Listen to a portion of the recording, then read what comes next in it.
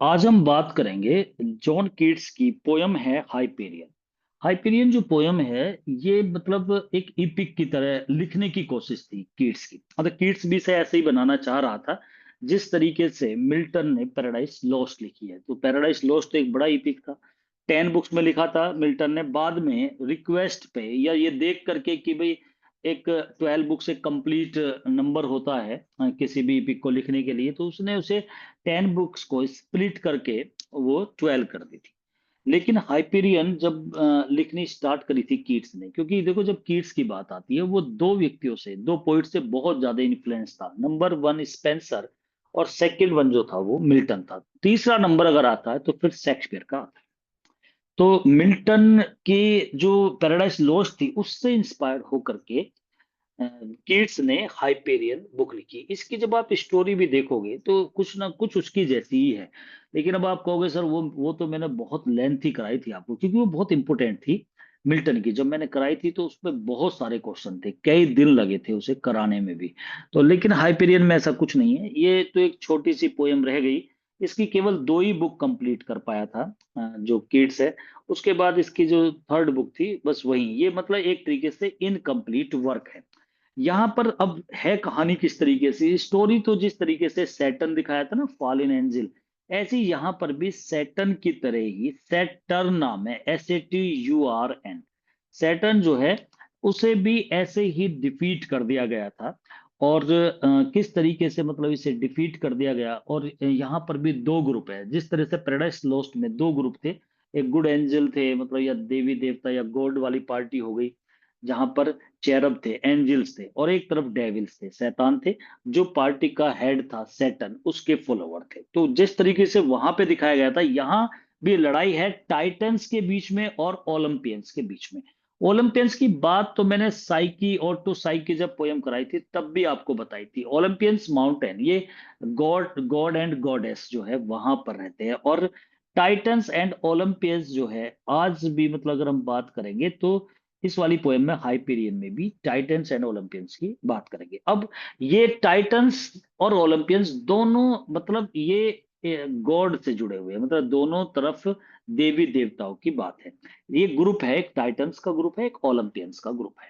Olympians जो है ये आज के नए वाले गॉड है, मतलब जो बाद में आए थे, और इनसे पुराने हैं टाइटन्स। ऐसा माना जाता है कि जो टाइटन्स है ना, ये इनके ही मतलब जो ओलंपियंस है ना वो इनकी टाइटन्स की संतान है। मतलब पहले और ये टाइटन्स हुआ करते थे, उसके बाद में ओलंपियंस देवी देवता हुए हैं। तो उसी के बारे में मतलब ये पूरी की पूरी पोयम है, और पैराडाइस लॉस्ट से इंस्पायर होकर के लिखी गई है।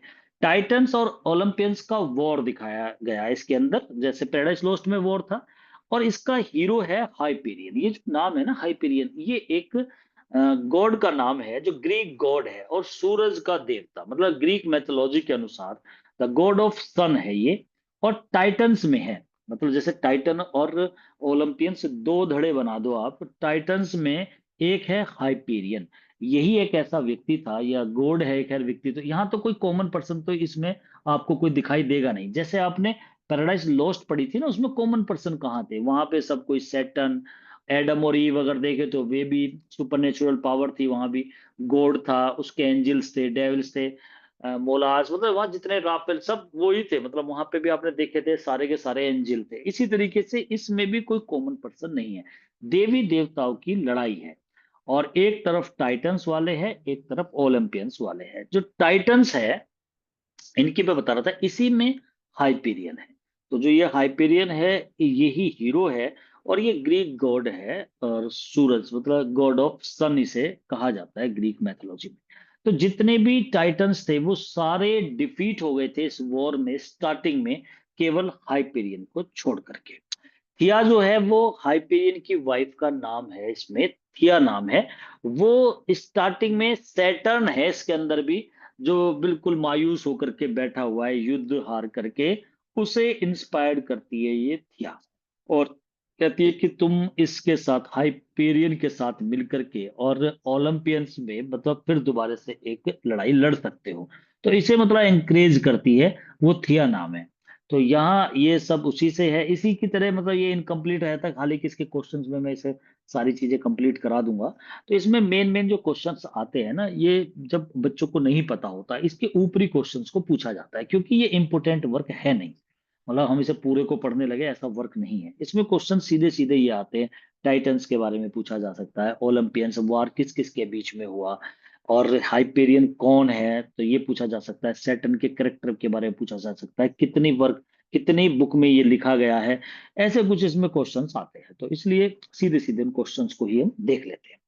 तो 187 नंबर क्वेश्चन है, Hyperion was mostly affected by Milton's paradise lost. मैं आपको बता ही रहा था कि मिल्टन की जो पैराडाइज लॉस्ट है उससे बहुत ज्यादा प्रभावित होकर के, बड़ा इंस्पायर होकर के कीट्स ने हाइपेरियन लिखा। ये भी क्वेश्चन बिल्कुल आता है, पूछा जाता है कि हाइपेरियन, बिल्कुल आप जब इसे देखोगे ना, मतलब ऐस वही सेंस दिखाई देगी। जिन बच्चों ने पैराडाइज लॉस्ट पढ़ी है बुक, उन्हें हाइपेरियन का देख करके ऐसा ही लगेगा, वही थीम है सेम इसमें। This book was plan to be a blank verse epic in 10 books. बिल्कुल सेम आप देख सकते हो, जो पैराडाइज लॉस्ट है वो ब्लैंक वर्स में लिखा था मिल्टन ने, और 10 बुक्स में लिखा था। वो एक अलग बात है, 10 बुक्स को बाद में उसने 12 कर दिया था। तो उसने क्या करा था कि भाई 10 नंबर वाली जो बुक थी उसे, और 7th नंबर उन्हें तोड़ दिया था बीच में से। It was plan to be a blank verse epic बनाना चाह रहा था। तो इपिक बनाना कोई हंसी खेल नहीं होता। जो पैराडाइस लोस्ट एक बहुत बड़ा इपिक बना, इंग्लैंड का एक बड़े इपिक में नाम आता है। जिस तरह से होमर के दोनों इपिक आते हैं, इलियड एंड ओडिसी, और विर्जिल का एनियड जरा जरा फेमस है, इसी तरीके से फेमस इपिक था पैराडाइस लॉस्ट। ये भी इसे एक ब्लैंक वर्स में तो लिखा है इसने, तो ब्लैंक वर्स में लिख करके एक बड़ा इपिक बनाना चाहता था 10 बुक्स में। Only two books are part of the third. Only two books and part of the third were completed. Third का थोड़ा सा पार्ट और 2 बुक पूरी, मतलब 2.5 बुक के करीब कंप्लीट कर पाया था ये। कीट्स ने इसे त्याग दिया था, छोड़ दिया था बीच में, because it contain traces on an excessive influence of Milton. एक तो इसके अंदर ट्रेसेस माने इस पे ट्रेस थे, कुछ बिंदु थे, मतलब ट्रेस था, छाप थी। एक्सेसिव इन्फ्लुएंस था मिल्टन का, मतलब देख करके कोई भी बता सकता था मिल्टन ने, भाई मिल्टन की पैराडाइज लॉस्ट सबने पढ़ी थी। तो यहाँ पर भी कहीं ना कहीं कीट्स की बड़ी बेइज्जती सी होने लगी थी, सभी ये कहने लगे थे कि अरे तुमने तो ये पैराडाइज लॉस्ट की कॉपी कर ली, एक्सेसिव इन्फ्लुएंस है मिल्टन का। मतलब बिल्कुल वही तरीका लेके चला था, और हकीकत भी थी। तो इसे इसने फिर जब चारों तरफ से जैसा होता ना, और खासकर तो आपको पता ही है ब्लैकवुड मैगजीन, उसी की वजह से किड्स की मौत बताई जाती है। वे ब्लैकवुड मैगजीन के अंदर बीच बीच में किड्स के बारे में उसे क्रिटिसाइज किया जाता था, तो ये और बढ़िया मौका मिल गया था किड्स को क्रिटिसाइज करने का, क्योंकि यहाँ पर ये भी मतलब एक तरीके से किड्स ने अबेंडन कर दिया, त्याग दिया कि भाई और आजादे नहीं लिख पाऊंगा। एक इसका भाई की भी मौत हो गई थी, तो वहां भी थोड़ा सा इसे टेंशन थी। Keats stopped writing Hyperion upon the death of his brother Tom Keats। इसके 2 भाई है, एक जॉर्ज कीट्स और एक टॉम कीट्स। छोटा भाई टॉम कीट्स, तो उसकी मौत के बाद इसने क्या करा, रोक दिया इसे इन 1890 में। He left this epic and turn towards his famous odes. उसने इसे छोड़ करके फिर ओड लिखने स्टार्ट करे। तो उसने सोचा था कि मैं इसे लिखूं, लेकिन इसे बीच में ही छोड़ना पड़ गया, और फिर उसने अपना जो पूरा ध्यान था वो इपिक उस ओड की तरफ को ले गया, और ओड की वजह से फेमस भी हुआ। Hyperion is called a fragment of an epic. Epic का फ्रेगमेंट कहा जाता है इसे। फ्रेगमेंट एक टुकड़ा होता है, भाई जैसे बीच में से टुकड़ा काट दिया हो, तो ये एक फ्रेगमेंट है इपिक का, मतलब कंप्लीट इपिक नहीं हो पाया, उसका फ्रेगमेंट कहा जाता है। It is an abandoned EPIC poem of kids. Kids की त्यागी हुई पोयम है। अबेंडन होता है किसी का बहिष्कार, त्याग देना, तो उसने बीच में ही छोड़ दी थी। इट शोज द वॉर, इसके अंदर वॉर है। ये क्वेश्चन इंपॉर्टेंट है, पूछा जाता है टाइटन्स एंड ओलंपियंस वॉर किस में दिखाए गए। टाइटन्स कौन थे, ओलंपियंस कौन थे, सब ये गॉड एंड गॉडेस है। दिस मतलब टाइटन्स एक तरीके से ग्रुप हो गया, जो टाइटन्स वाले गॉड एंड गॉडेस, और तो ये ओलंपियंस वाले। This epic has the impact of Greek mythology. ये एपिक जो है इसमें ग्रीक मैथोलॉजी, क्योंकि ये ओलंपियंस टाइटन्स जो ये गॉड एंड गॉडेस दिखाए जा रहे हैं सब ग्रीक के हैं, और कीट्स ऐसा हो ही नहीं सकता कि वो ग्रीक मैथोलॉजी यूज ना करे अपने वर्क के अंदर। It is the eternal law that first in beauty should be first in might, Hyperion में ये लाइन बोली गई है, it is the eternal law, ये एक अनंत नियम है, that first in beauty should be first in might. जो ब्यूटी होती है फर्स्ट में, जो हम मतलब जो सुंदरता, देखो सुंदरता के बारे में किड्स को कहा जाता है he is a poet of beauty. वो ब्यूटी का मतलब उसका ये नहीं होता कि इंसान की सुंदरता की बात हो रही है, चेहरे की बात हो रही है। ब्यूटी को किड्स ने बहुत वाइड दिखाया है। उस वाइड में उसने विचारों को लिया है, उसने नेचर की ब्यूटी को भी साथ में लिया है, उसने काव्यगत सौंदर्य जो होता है वो सारी ब्यूटी दिखाई है। तो यहाँ पर वो कहता है मतलब इंसानों के बिहेवियर में भी जो चीजें होती है ना, जिसे हम ट्रू ब्यूटी कहते हैं, वो भी दिखाए। The first in beauty should be first in mind. अगर आप फर्स्ट इन ब्यूटी मतलब अगर ब्यूटी को हम फर्स्ट में ले, तो should be first in mind, तो वो सबसे शक्तिशाली है। ब्यूटी सबसे फर्स्ट है, और ये माइट है, माइट से मतलब शक्तिशाली है, मतलब सबसे ज्यादा जो उच्च है वो ब्यूटी है, ये कहा है इसने। सैली जो था, पीबी सैली इसका दोस्त ही है, वो भी बहुत ज्यादा इंप्रेस हो गया कीट्स के इस इपिक पोएम से, हाइपेरियन से। उसने भी मतलब हाइपेरियन से बहुत ज्यादा ये प्रभावित हुआ था, पीबी सैली भी। The hero of this EPIC is Hyperion. इसका जो हीरो है वो हाइपेरियन है, मतलब नाम जो है ये हाइपेरियन नाम ऐसे ही लिया गया है। जैसे एंडीमेन इसने वर्क लिखा है, लैमिया वर्क लिखा है, ये ज्यादातर नाम पे ही लिख देता है। तो इसने हाइपेरियन अपना वर्क लिखा है, तो कुछ पोयम या कुछ वर्क ये इस तरीके से बना देता है नाम के ऊपर। एंडीमियोन भी इसकी जो पोयम है ना, वो भी एक कैरेक्टर के नाम पर है, ऐसी हाइपेरियन भी कैरेक्टर के नाम पर है। जो हीरो है इस इपिक का वो हाइपेरियन है। He is an ancient Greek god of sun. वो एक प्राचीन गॉड ऑफ सन है। प्राचीन ग्रीक का मतलब एंशियंट ग्रीक, एंशियंट इसलिए भी आप ये समझ लेना, जो ये टाइटन्स वाले हैं ना, ये एक तरीके से पुराने गॉड है और ये नए गॉड है, ऐसे भी लगा लो आप हिसाब सा कुछ। तो टाइटन्स और ओलंपियंस, ओलंपियंस नए गॉड है। जब आप ऑटो साई की पढ़ोगे तो साई की तो उसमें सबसे लेटेस्ट गॉडेस है। The hero of this epic is Hyperion है। He is an ancient Greek god of sun, वो सूरज का एक ग्रीक गॉड है। Hyperion is one of the titans, वो टाइटन्स में से ही एक है। जो ये हारे थे ना स्टार्टिंग में, उन टाइटन्स में से हाइपेरियन है। He is the of spring of, अब ये संतान है, ऑफ स्प्रिंग संतान के लिए बोलते हैं। ऑफ स्प्रिंग ऑफ कॉयलस मतलब द स्काई का देवता है, इसके पिता है। एंड टेलियस द अर्थ मदर, ये इसके फादर एंड मदर है। ऑफ स्प्रिंग माने वो संतान है कैलियस एंड टेलियस की। The story of this epic begins at the point, ये स्टोरी वहां स्टार्ट होती है जब टाइटन्स जो थे, सिवाय हाइपीरियन को अगर छोड़ दे, वो सब हरा दिए गए थे ओलंपियंस के द्वारा। वहां से कहानी स्टार्ट होती है। और इसमें भी एक सैटर्न की तरह सैटर्न करेक्टर आता है, जो बड़ा मायूस होता है क्योंकि he was defeated in this war.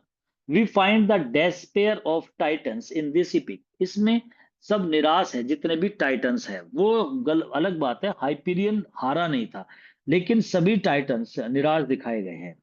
थिया जो है ये वाइफ है हाइपीरियन की। Theia is the goddess of dawn, ये प्रातः काल की गॉडेस है, मतलब ये पूछ लिया जाता है।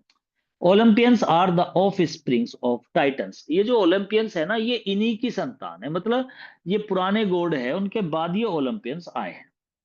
This epic is started in the middle of things, बीच में से ही ऐसे ही स्टार्ट होता है। The war between titans and Olympians, अब आप देखो बीच में से ही स्टार्ट हुआ था पैराडाइज लॉस्ट।